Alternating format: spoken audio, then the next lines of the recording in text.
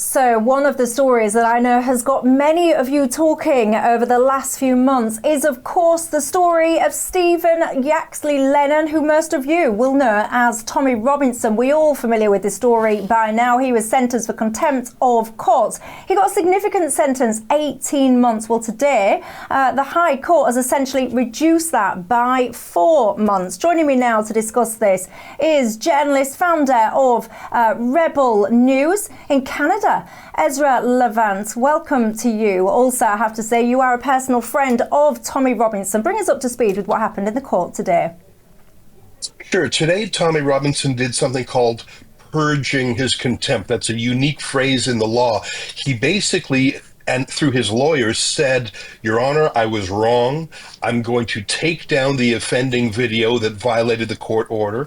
I'm going to ask everyone else on the internet who's uploaded it to take it down, and I'm going to promise not to violate court orders again. Really, in a contempt of court case, the judge just wants to know that you're obedient and submissive to the rule of law. And by the way, Tommy Robinson pled guilty when he came back to the UK. He was in Spain. He flew back to the UK to face justice. He didn't try and run, and he said, guilty, Your Honor. He didn't contest it. What I think surprised Tommy Robinson, and I would say surprised a lot of other observers, was the harshness of the sentence. It wasn't just the 7 months he's already served. It's that he served that in the form of solitary confinement. And that's just an astonishing punishment for basically a speech crime. And when you look at the other speech crimes being meted out, including the case of Lucy Connolly, I think there's a disturbing trend that the UK is moving away from its historic role as the fountain of freedom of speech in the West. Let me ask you this, because this is a point that's been discussed often. So you just said he's in solitary confinement. The prison, they would say it's more like segregation. The prison would also say that that was something that his team requested in order to keep him safe.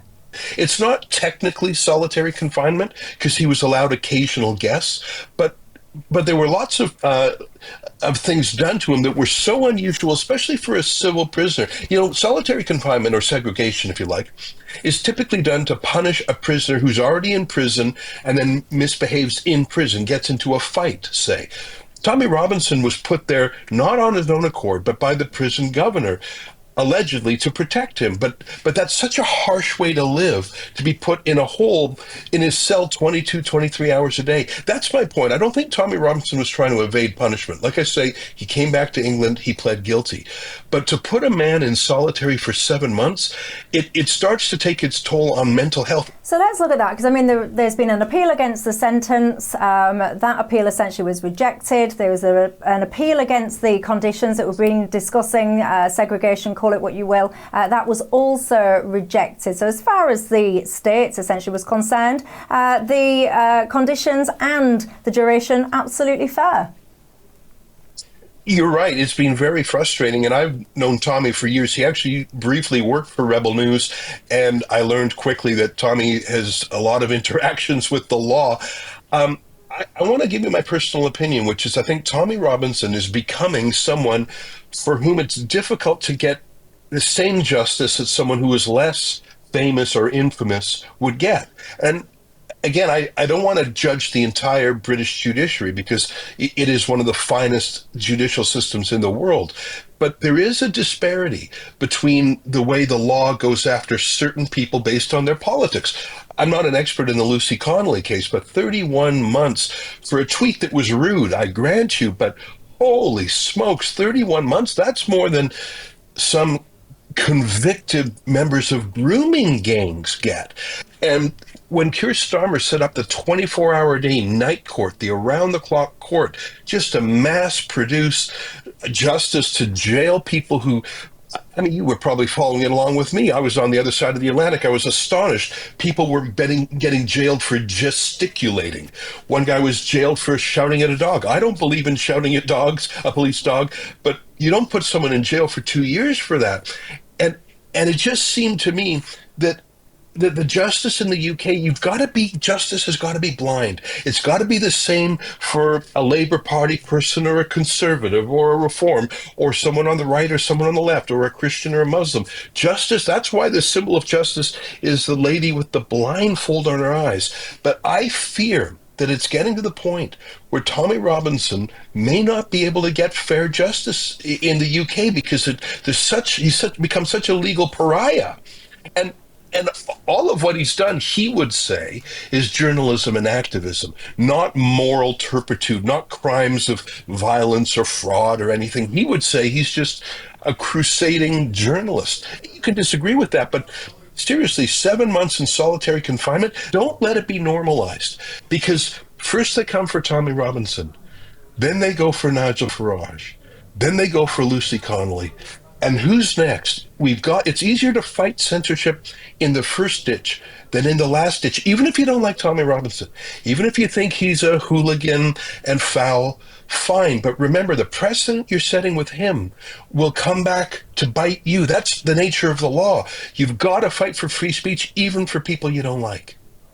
Yeah, I mean, I've got to say, if Keir Starmer was here, he would say, or people in his government, they would push back and say, well, hold on a second, because Tommy Robinson, he pled guilty. He knew that he shouldn't be repeating the claims. They'd lost a liable case there. So they would say there's a difference between free speech and repeating lies would be their pushback. Well, and that's really the most aggressive fact check I've ever seen in my life. It's quite a fact check to be told, delete that or go to jail. I mean, it's one thing for someone to call you out and say that's misinformation or disinformation. I say again, Tommy Robinson did not try and evade justice. He came back to the UK to face his fate. I think he just didn't realize what 7 months of solitary does to you, not just physically, but mentally. He was having serious mental health issues that were deteriorating, and an independent psychologist wrote a testimony to the court to that effect. I just want to say this as the biggest Anglophile you'll ever meet, as someone who loves the United Kingdom so very much. You don't want to become known as a place where people get sent to prison for months or years for word crimes, for thought crimes. It was your son of Britain, George Orwell, who wrote about that authoritarian past. You've got such a history, a legacy, a heritage of free speech, and I just see it slipping away. And it comes slowly at first, but then suddenly it gets quickly.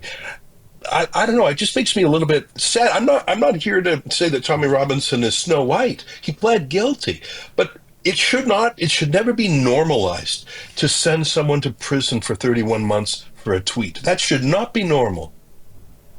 Interesting stuff. That's Ezra Levant there, the founder of Rebel Media. Thank you for your time and for your thoughts this evening. Thank you.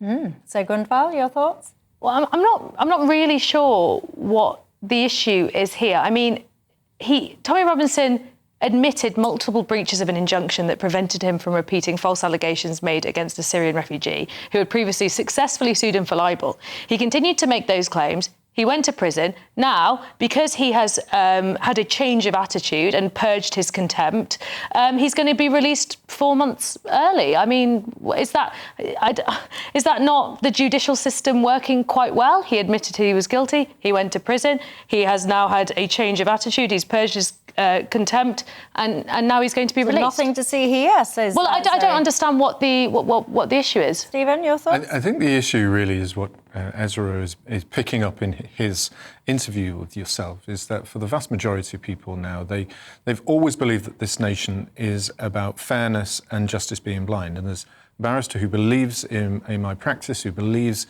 in the court system in our country, who believes in our prosecutorial system, is filled with people who generally want to do the right thing. I don't necessarily agree with anybody who says that all our court systems are corrupt, and those involved are corrupt at all.